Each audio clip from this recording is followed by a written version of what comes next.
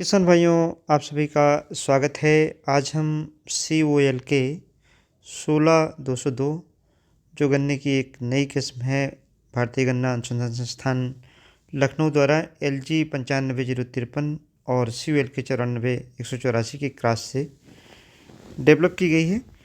इस वैरायटी की शुरुआत से अगर हम बात करते हैं तो जर्मिनेशन इस वैरायटी का बहुत अच्छा है और यील्ड का पोटेंशियल 930 कुंटल पर हेक्टेयर या यूँ कहें 93 टन पर हेक्टेयर है, जबकि 38 का जो यील्ड पोटेंशियल था वो 80 टन का था, यानी उससे ज़्यादा है 13 टन।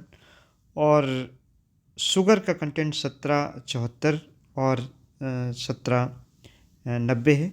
इसी तरीके से अगर हम पोलिनकेन की बात करें तो 1257 और 1292 ये डिफरेंस है 38 और इन दोनों वैरायटियों में, यानी थोड़ा सा शुगर का कंटेंट और पोलिनकेन 38 की अपेक्षा 16-202 में कम पाया जाता है। लेकिन गन्ना ठोस है, जर्मिनेशन अच्छा होता है और टिल्डरिंग अच्छी है।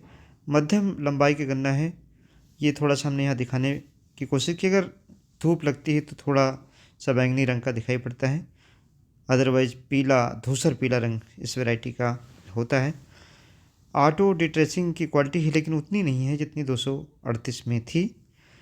कोई भी स्पाइन यानी कांटे नहीं हैं, लेकिन अच्छी बात है कि रेड रॉट बिल्ट जो 38 और 118 में बीमारी लग रही हैं उसके प्रति ये वैरायटी रोधी है। चूँकि 94-184 गन्ने की किस्म की क्रॉस से इसको डेवलप किया गया है, तो एक अच्छी रेजिस्टेंस है इसमें, चाहे वो टॉप बोरर हो, चाहे मिली बग और चाहे पायरिल्ला। इस समय पायरिल्ला देखा जा रहा है कि 18 और 238 में काफ़ी ज़्यादा लग रहा है, यानी top borer, mealy bug, early shoot borer और red rot wilt, root stock borer, grassy shoot बिल्कुल नहीं है इस गन्ने में।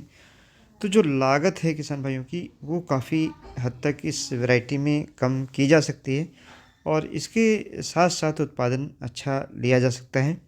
हाँ, गन्ने की अगर हम मोटाई की बात करें तो 238 की तुलना में इसकी मोटाई कम है, लेकिन टिल्डरिंग अच्छी है, अच्छी रेटूनर है, निपेड़ी भी इस वैरायटी की बेहतर होती है। गन्ना थोड़ा सा कड़ा है, इस वजह से हार्डनेस है, तो इंसिडेंस डिजीज़ और पेस्ट का और इंसेक्ट का नहीं है। साथ ही में जो जंगली जानवरों से नुकसान होता है वह भी इस वैरायटी में काफ़ी कम है। पोका बोइंग, जिससे कि पूरी तरीके से 238 गन्ने की किस्म डी जनरेट कर गई, पत्तियां ख़त्म हो जाती हैं, फोटोसिंथेसिस नहीं होती है, फिर मिलीबग का भी असर होता है, पायरिल्ला का, वह पोका बोइंग की बीमारी इसमें नहीं है। कंपेरेटिवली हार्ड है, यानी अगर तुलना करते हैं 238 से 118 से तो वैरायटी हार्ड है, जंगली जानवरों से इसका नुकसान कम है। आशा यह है कि जो अभी तक दवाई खर्चा होती है फंगस की बीमारियों के लिए, कीड़े के लिए, उस दवाई पर आपका खर्चा इस वैरायटी में कम हो सकता है, काफ़ी हद तक कम किया जा सकता है। लॉजिंग यानी गन्ने के गिरने की संभावना उतनी नहीं जितनी 118 में है और अगोला भी आखिरी तक हरा रहता है। चूँकि इस समय हम गन्ने की वैरायटी के विकल्प की बात करते हैं, अभी लंबाई देखिए करीब 14 फीट तक गन्ने की लंबाई हो गई है। ये गन्ना हमारे किसान ओंकार नाथ त्यागी जी का है और इस गन्ने की जो प्लांटिंग है अप्रैल के महीने में की गई है। लाइन से लाइन की दूरी 5 फीट है। ट्रेंच मेथड से इसको लगाया गया है। सिंगल बड से यानी एक आंख के टुकड़े से इसकी प्लांटिंग की गई है। मिट्टी चढ़ाई गई है, आप देख पा रहे होंगे, बधाई अच्छी तरीके से की गई है। और चूँकि अप्रैल का गन्ना है इसके बावजूद भी इसकी लंबाई आप देखें तो 14-15 फीट की है।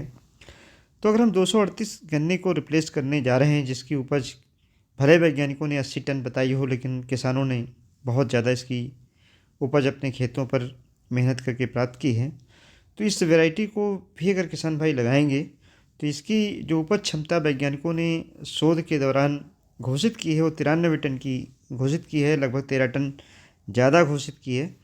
तो इस वैरायटी से भी हमारे किसान भाई अच्छा उत्पादन ले पाएंगे।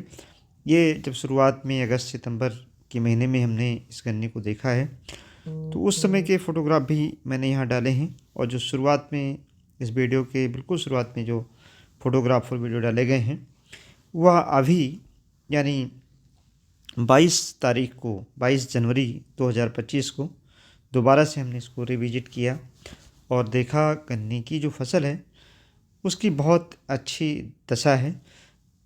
ऐसी परिस्थिति में किसान भाई जो इस समय गन्ने के बीज का चयन कर रहे हैं तो इस वैरायटी को ज़रूर अपने पास रखें।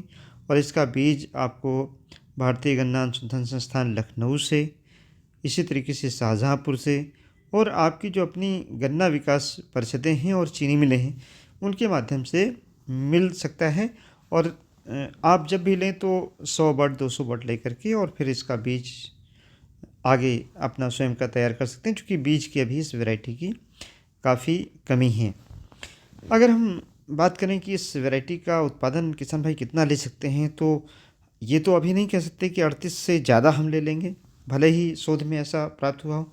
लेकिन इस वैरायटी के जो लक्षण दिखाई पड़ रहे हैं, यानी जमाव के, टिल्डरिंग के, और सबसे बड़ी बात लंबाई के, हालांकि मोटाई थोड़ी सी कम है इस वैरायटी की, लेकिन गन्ने में पिथ बिल्कुल नहीं है। जितना गन्ने का आप अंदाज़ा लगाएंगे कितना गन्ना इसमें निकलने वाला है उससे कहीं ज़्यादा निकलेगा, क्योंकि पर स्टिक जो वेट है इस गन्ने का काफ़ी अच्छा आ रहा है, बहुत ज़्यादा आ रहा है। अगर उसी मोटाई और लंबाई का गन्ना आप दूसरी वैरायटी से लेकर के इसको तुलना करेंगे तो कम मोटा होने के बावजूद भी इस गन्ने का जो वज़न है वो करीब 250 ग्राम से ज़्यादा आ रहा है। अगर हम इसको तुलना करते हैं 18,231 से, इवन 118 से भी ज़्यादा वज़न गन्ने का प्राप्त हो रहा है। गन्ने की अगर हम बात करते हैं कि इसकी जो जैगरी की क्वालिटी है वह भी बहुत अच्छी होती है। और साथ ही में गन्ने की टिल्डरिंग चूँकि अच्छी है तो रैटून अच्छी ले सकते हैं, कम लागत में ले सकते हैं। तो मेरा ये मानना है कि 118 किसान भाई लगा सकते हैं और साथ ही में 16,202 लगाएं। 18,231 का सीड मिल जाता है तो उसको भी लगाएं। सभी किसान भाइयों को कम से कम अपने क्षेत्र पर 2 या 3 वैरायटी का गन्ना लगाना चाहिए। ये देखिए यहाँ पर हमने एक कलर दिखाया है, इस तरीके का कलर हो जाता है, बैंगनी बिल्कुल कलर इस गन्ने का हो जाता है अगर पत्ती उतर गई हैं और इसके ऊपर धूप पड़ गई है। अदरवाइज़ यहाँ पर देखें तो पीला गन्ना, पीला सफ़ेद दिखाई पड़ता है। जो नीचे की ठूँठ हैं वहीं पर केवल आपको बैंगनी रंग दिखाई पड़ता है, अदरवाइज़ ये पीला ऊपर से हो जाता है। और यहाँ पर देखें जो मिलेबल केन हैं उनकी जो संख्या है वो भी ठीक है और साथ ही में सारे गन्ने यूनिफॉर्म है, यूनिफॉर्मिटी है। धन्यवाद। जय हिंद, जय भारत।